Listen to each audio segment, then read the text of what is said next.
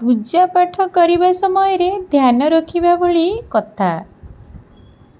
स्नान न करी तुलसी पत्र छिड़ाई पूजार व्यवहार कले ताहा देवता स्वीकार करती नहीं।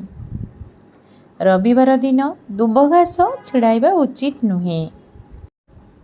केतकी फूल महादेव को अर्पण करने उचित नुहे। कार्तिक मासरे भगवान विष्णु को केतकी फूल अवश्य अर्पण करंतु।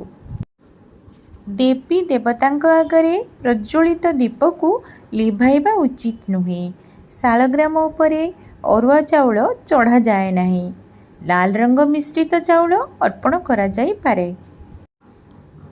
दीपरु दीप जलाइले प्राणी दरिद्र और रोगी होई जाए। दक्षिण को मुख करी दीप रखंतु नहीं। देवी देवतांक बाम पार्श्वरे दीप रखंतु। दीपरु धूप जलाइबा मध्य दरिद्रतार कारक होइथाए। मूर्ति को स्नान कराइबा समय रे आंगुठी रे रगड़ंतु नहीं। जेकोसी पूजारे कुलदेवता कुलदेवी घरर वास्तुदेवता ग्राम देवता आदि ध्यान करिबा आवश्यक। ए समस्त को पूजा मध्य करिबा उचित।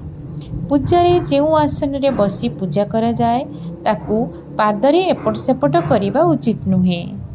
जदि आपण गोटे घी दीप प्रतिदिन घरे जलांती घरु वास्तुदोष दूर होई जीव। पूजा स्थल रे पवित्रता प्रति ध्यान रखंतु।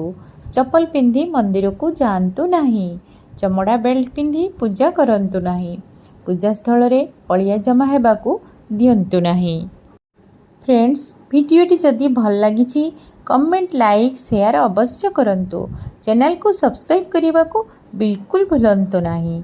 जय जगन्नाथ।